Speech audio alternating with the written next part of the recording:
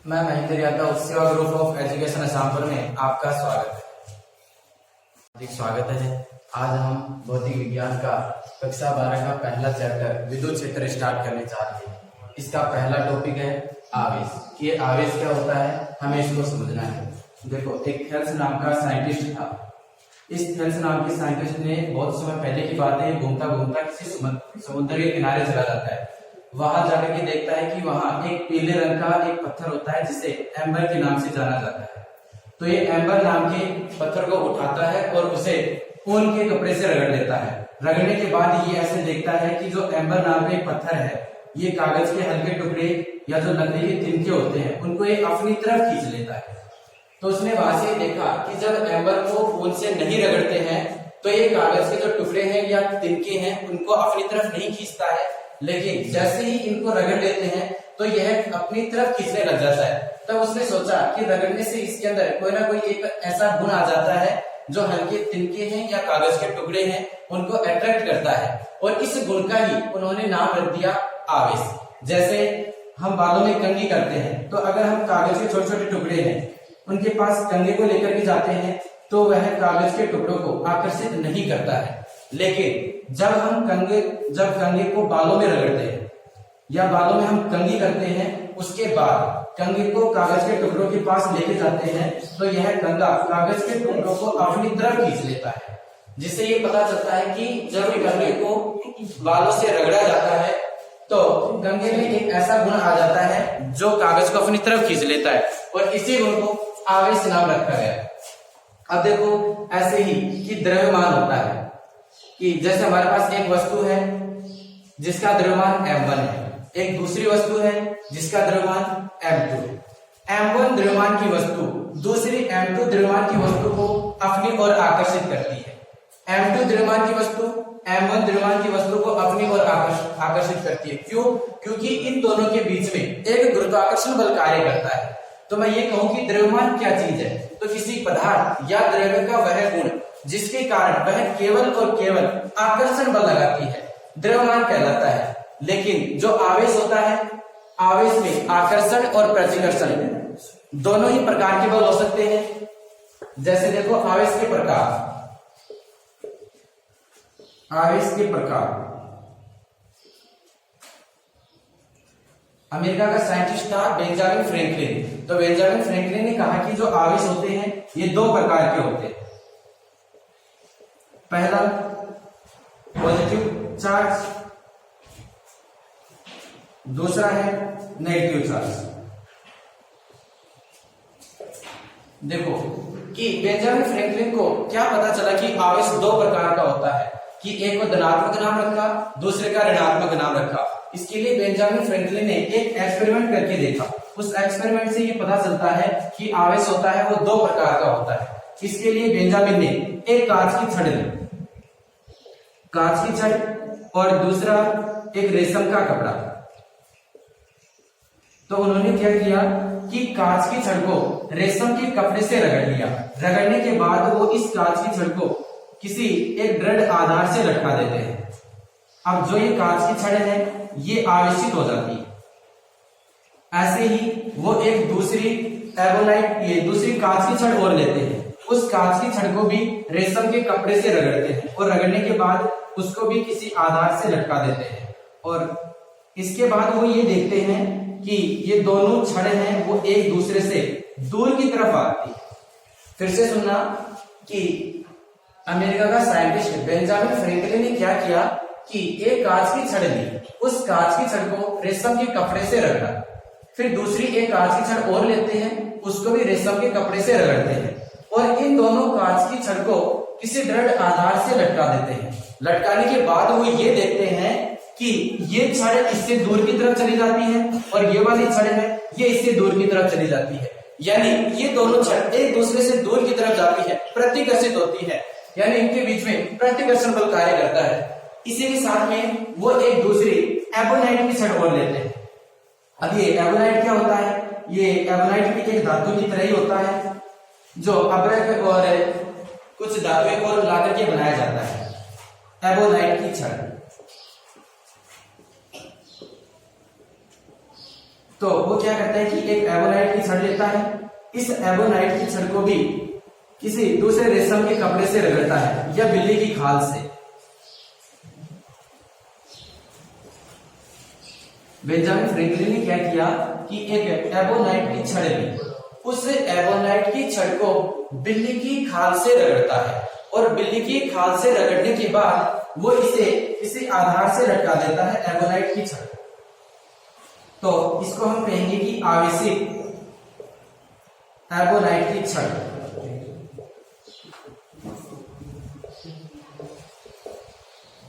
फिर वो एक दूसरी एबोनाइट की छड़ और लेता है, वो उसको भी बिल्ली की खाल से रगड़ता है और रगड़ने के बाद वो इसको भी लटका देता है। ये भी आवेशित एबोनाइट की छड़ है।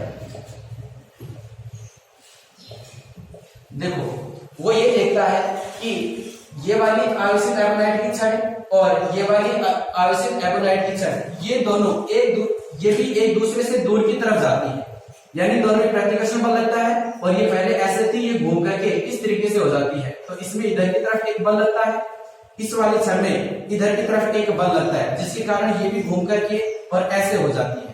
तो बेंजामिन फ्रैंकलिन ने ये देखा कि दोनों आवेशित कांच की छड़ भी एक दूसरे को दूर की ओर भगाती है और इधर दोनों आवेशित एबोनाइट की छड़ है, वो भी एक दूसरे को दूर की ओर भगाती है, यानी इन दोनों के बीच में प्रतिकर्षण बल लगता है। इसके बाद उसने आगे ये देखा कि क्यों ना हम इस एक आवेशित एबोनाइट की छड़ और एक इस आवेशित कांच की छड़ दोनों को हम पास में लेके आए, तब क्या होगा। तो उसने ये देखा कि इस एबोनाइट की छड़ है, ये आवेशित एबोनाइट की छड़, ये वाली दूसरी आवेशित एक कांच की छड़ है, आवेशित कांच की छड़। तो देखो उसने ये देखा कि किसी आवेशित एबोनाइट की छड़ के पास अगर किसी दूसरी आवेशित कांच की छड़ को लेके आते हैं तो इन दोनों के बीच में आकर्षण बल लगता है।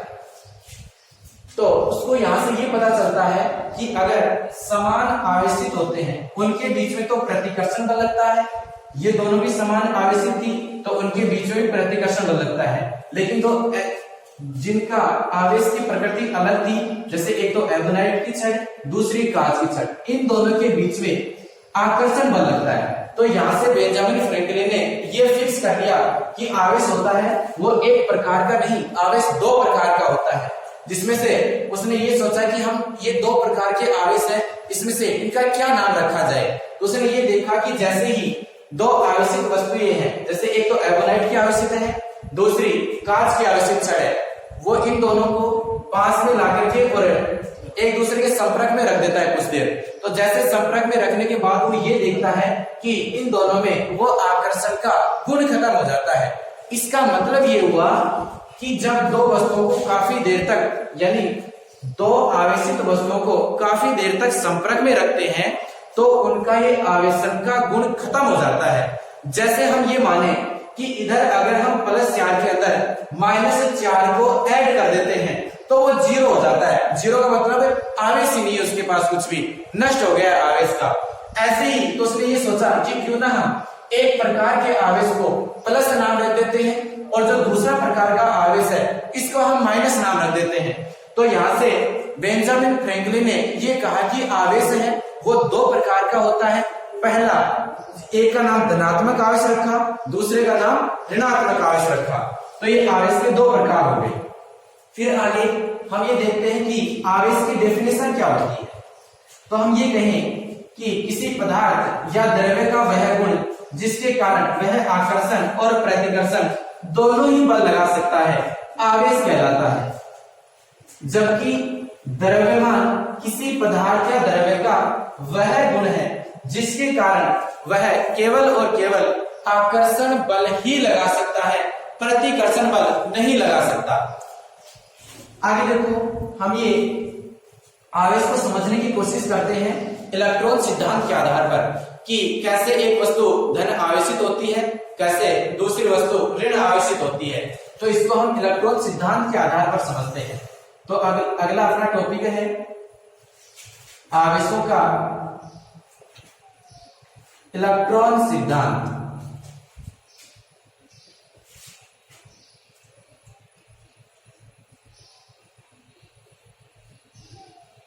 देखो, ये हम जानते हैं कि जो एक परमाणु होता है, सबसे छोटा कण है, इस परमाणु के अंदर एक नाभिक होता है। नाभिक में प्रोटॉन होते हैं, न्यूट्रॉन होते हैं। ये कोई जरूरी नहीं है कि प्रोटॉन की संख्या है उतनी ही न्यूट्रॉन की संख्या हो, ये अलग अलग हो सकते हैं। जो नाभिक होता है, नाभिक के बाहरी जो ये कक्षा है, इस बाहरी कक्षा में इलेक्ट्रॉन होते हैं। जो बाहरी कक्षा है इसमें इलेक्ट्रॉन होते हैं और इलेक्ट्रॉन को ई और ऊपर माइनस का साइन लगा के दिखाया जाता है। तो देखो, ये जो परमाणु है, परमाणु के अंदर नाभिक होता है, नाभिक के बाहरी जो कक्षा होती है उनमें इलेक्ट्रॉन होते हैं। ये वाले इलेक्ट्रॉन हम परमाणु को लिखते हैं, उसका लिखने का तरीका ये है एक्स जेड ए। यहां जेड का मतलब है परमाणु क्रमांक, परमाणु क्रमांक या परमाणु क्रमांक प्रोटॉन की संख्या को बताता है। और किसी परमाणु के अंदर जितने प्रोटॉन होते हैं उतने ही इलेक्ट्रॉन होते हैं। तो प्रोटॉन की संख्या बराबर इलेक्ट्रॉन की संख्या। जो यहां ए है, इस ए को परमाणु द्रव्यमान कहते हैं, द्रव्यमान संख्या। देखो यहां ध्यान देना, ए का मतलब परमाणु द्रव्यमान संख्या है, न कि परमाणु द्रव्यमान। बहुत सी जगह ए को परमाणु द्रव्यमान ही कहा जाता है, वो गलत होता है। कभी भी हमें ए को परमाणु का द्रव्यमान नहीं कहना है, परमाणु द्रव्यमान संख्या इसका नाम है। और परमाणु द्रव्यमान संख्या का मतलब है प्रोटॉन की संख्या प्लस न्यूट्रॉन की संख्या। तो जो परमाणु संख्या, परमाणु द्रव्यमान संख्या है, वो प्रोटॉन की संख्या और न्यूट्रॉन की संख्या, इन दोनों का जोड़ होता है। तो यानी मैं ये कह सकता हूं कि नाभिक में जो प्रोटॉन और न्यूट्रॉन है उनका जो संख्या है वही ए होती है। तो ये वाली संख्या है वो द्रव्यमान संख्या है। बाहर ये इलेक्ट्रॉन की संख्या या जो बाहर इलेक्ट्रॉन होते हैं। अब ये देखो, किसी परमाणु के अंदर जितने प्रोटॉन होते हैं उतने ही इलेक्ट्रॉन होते हैं, लेकिन ऐसा जरूरी नहीं है कि प्रोटॉन के बराबर ही न्यूट्रॉन हो। न्यूट्रॉन प्रोटॉन से कम भी हो सकते हैं और इससे ज्यादा भी हो सकते हैं। तो यहाँ ए बराबर पी प्लस एन। अब ये देखो कि अब ये देखा गया कि जो आवेश होता है वो किसी परमाणु का कुल आवेश 0 होता है। अगर किसी परमाणु का कुल आवेश 0 है, इसका मतलब उसके अंदर प्लस भी होगा और उतना ही प्रकृति का माइनस भी होगा। तो प्लस और माइनस दोनों मिलकर के कैंसिल हो जाएंगे, या मैं ऐसे कहूं कि प्लस का जितना इफेक्ट होगा माइनस का इफेक्ट उतना ही होगा, पर उसका अपोजिट होगा। इसलिए प्लस और माइनस दोनों अपने प्रभाव को निरस्त कर देते हैं और टोटल प्रभाव इसका 0 दिखाते हैं, और हम ये कह देते हैं कि उसका आवेश है वो 0 है। तो हम इसके लिए मानना पड़ेगा कि इसमें एक तो प्लस होना चाहिए और दूसरा माइनस होना चाहिए। इसके लिए जो पहले साइंटिस्ट जिन्होंने आवेश के बारे में बताया, तो उन्होंने पहले अपने मन से ये मान लिया कि जो प्रोटॉन होता है, प्रोटॉन के ऊपर प्लस आवेश होता है। फिर उन्होंने ये माना कि जो इलेक्ट्रॉन होता है, इलेक्ट्रॉन पर माइनस आवेश होता है, और जो अंदर न्यूट्रॉन होते हैं, न्यूट्रॉन पर 0 आवेश होता है। या मैं ऐसे कह दूं कि जो न्यूट्रॉन होते हैं वो उदासीन होते हैं। तो जो प्रोटॉन होते हैं वो धन आवेश होता है या धन आवेशित होते हैं। जो इलेक्ट्रॉन होते हैं उनके ऊपर ऋण आवेश होता है या ऋण आवेशित होते हैं। जो न्यूट्रॉन है इनके ऊपर कोई भी आवेश नहीं होता, यानी इनका आवेश, ये आवेश 0 होता है। फिर से हम एक बार कोशिश करते हैं कि आवेश है क्या। तो मैं ये कहूं कि आवेश किसी पदार्थ या द्रव्य का वह गुण है जिसकी वजह से आकर्षण या प्रतिकर्षण दोनों प्रकार के बल लग सकते हैं। आवेश किसी पदार्थ का गुण है, जिस पदार्थ में ये गुण नहीं होता हम कहेंगे कि वो आवेशित नहीं है। अब उस पदार्थ का ये गुण है, ये गुण किसी पदार्थ में कितना हो सकता है, तो उसके लिए एक मिलिकन तेल बूंद विधि, मिलिकन तेल बूंद विधि से ये पता किया गया कि जैसे इलेक्ट्रॉन है इसके पास कितना आवेश होता है। तो मिलिकन तेल बूंद विधि में ये बताया कि जो इलेक्ट्रॉन होता है तो यह इलेक्ट्रॉन पर आवेश -1.6 इंटू 10⁻⁻19 और आवेश का जो मात्रक है वो कूलम होता है, तो C उसका प्रतीक होता है। तो इलेक्ट्रॉन पर जो आवेश होता है वो माइनस का 1.6 गुणा 10⁻⁻19 कूलम होता है। अब देखो हमें फिजिक्स के अंदर इस संख्या की बहुत ज्यादा जरूरत पड़ती है लिखने की, तो हम ये चाहते हैं कि क्यों ना हम इसको एक ही नाम दे दें बहुत शॉर्ट में, ताकि हमें बार बार इतनी बड़ी संख्या नहीं लिखनी पड़े। इसके लिए जो 1.6 गुणा 10⁻⁻19 जो ये एक संख्या है, इस संख्या का शॉर्ट में नाम ई रख दिया गया।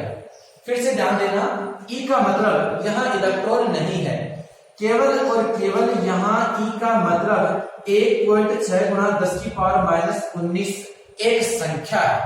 फिर इलेक्ट्रॉन क्या है, तो ये इलेक्ट्रॉन का सिंबल होता है, जहां पर भी ई होता है उसके ऊपर माइनस लगाया जाता है, तो उसको कहते हैं इलेक्ट्रॉन। आगे अगर हम ई के ऊपर प्लस लगा देते हैं तो इसको कहते हैं पॉजिट्रॉन। अगर हम ई के ऊपर कुछ भी नहीं लगाते हैं, न तो माइनस लगा है न प्लस लगा है, तो हम इस ई का मतलब ये समझते हैं कि ये कोई संख्या है 1.6 गुणा 10⁻⁻19। तो देखो हम वापस से अपने परमाणु पर आते हैं कि जो ये परमाणु है ये उदासीन होता है, यानी परमाणु के ऊपर टोटल आवेश 0 होता है। तो प्यारे विद्यार्थियों ध्यान दो कि जो यहाँ प्रोटॉन है, जितनी संख्या प्रोटॉन की है उतनी ही संख्या इलेक्ट्रॉन की होती है। तो मैं मान लेता हूं कि इसके अंदर 2 प्रोटॉन है तो 2 ही इलेक्ट्रॉन होंगे और 2 इसके अंदर न्यूट्रॉन है। देखो एक प्रोटॉन है वो प्लस का आवेश रखता है, ऐसे ही जो इलेक्ट्रॉन है वो माइनस का आवेश रखता है। तो जो एक इलेक्ट्रॉन है उसके पास माइनस का ई आवेश होता है, यानी माइनस का 1.6 गुणा 10⁻⁻19 आवेश होता है। जबकि जो एक प्रोटॉन है तो प्रोटॉन के ऊपर भी उतना ही आवेश होता है जितना इलेक्ट्रॉन का, लेकिन इसकी प्रकृति विपरीत होती है। तो जो प्रोटॉन का आवेश होता है वो प्लस का 1.6 गुणा 10⁻⁻19 कूलम होता है। या इसको मैं ऐसे लिखूं कि प्रोटॉन पर आवेश, एक प्रोटॉन पर आवेश बराबर ये प्लस, और इस संख्या को हम शॉर्ट में क्या लिख देते हैं ई, तो प्लस का ई आवेश होता है। ठीक है, अब देखो जो हमारा ये परमाणु है, इस परमाणु के पास 2 प्रोटॉन है, तो इसके पास धन आवेश कितना होगा। अगर एक प्रोटॉन प्लस का ई आवेश रखता है तो 2 प्रोटॉन के पास कितना हो जाएगा, प्लस का 2e। तो जो इसका नाभिक होता है उसमें प्रोटॉन और न्यूट्रॉन है, न्यूट्रॉन का आवेश 0 होता है, तो प्रोटॉन का आवेश प्लस न्यूट्रॉन का आवेश, तो वो कितना हो जाएगा, प्लस का 2e होगा। इसके बाद ये देखो कि जो बाहरी इसकी कक्षा है, कक्षा में 2 इलेक्ट्रॉन है, एक इलेक्ट्रॉन के पास माइनस का ई आवेश होता है, तो इसके पास 2 इलेक्ट्रॉन है तो कितना आवेश हो जाएगा, माइनस का 2e इसके पास आवेश हो जाएगा। अब ये देखो कि जो पूरा परमाणु है इसके पास टोटल कितना आवेश है, तो नाभिक के पास प्लस का 2e आवेश है। परमाणु के अंदर जो कक्षा है, इस कक्षा में इलेक्ट्रॉन है, इसका माइनस का 2e आवेश है, तो प्लस का 2e और माइनस का 2e टोटल आवेश कितना हो जाएगा, 0। यानी हम ये कहेंगे कि इस परमाणु के पास कुल आवेश 0। अब कोई हमसे पूछता है कि क्या एक परमाणु के पास आवेश होते हैं, तो मैं ये कहूंगा कि जी हाँ, परमाणु के पास आवेश होता है। इसके नाभिक में जो प्रोटॉन होते हैं, प्रोटॉन पर प्लस आवेश होता है, तो प्लस का 2e आवेश हो जाएगा। ऐसे ही इसके जो बाहरी कक्षा में इलेक्ट्रॉन है वो माइनस का जैसे 2e आवेश रखते हैं, तो इसके पास जितना धन आवेश है उतना ही क्या है, ऋण आवेश है। तो इसके पास आवेश तो है, प्लस का आवेश भी है और माइनस का आवेश भी है, लेकिन जो इसका प्लस का आवेश है उतना ही प्रभाव माइनस के आवेश का है। तो ये एक दूसरे के प्रभाव को निरस्त कर देते हैं। तो हम ये कहेंगे कि इस परमाणु के पास नेट आवेश यानी कुल आवेश 0। तो जो एक परमाणु है वो उदासीन होता है, यानी उसका आवेश 0 होता है। हम आगे ये समझने की कोशिश करते हैं, तो फिर हम किसी परमाणु को या किसी वस्तु को या किसी पदार्थ को कैसे आवेशित कर सकते हैं, और हम इसी बात को इस इलेक्ट्रॉन सिद्धांत के आधार पर समझेंगे। देखो, जो ये नाभिक होता है, तो नाभिक के अंदर प्रोटॉन होते हैं। प्रोटॉन की वजह से इसके ऊपर धनावेश है। मैं ये कह सकता हूं कि नाभिक होता है वो धनावेशित होता है। तो इसके पास धनावेश है और जो बाहर है उसके पास ऋणावेश होता है। तो प्लस आवेश और एक दूसरा अगर प्लस आवेश हो तो प्लस और प्लस आवेश के बीच में प्रतिकर्षण बल लगता है। माइनस और माइनस इन दोनों आवेशों के बीच में भी कैसा बल लगेगा, प्रतिकर्षण बल।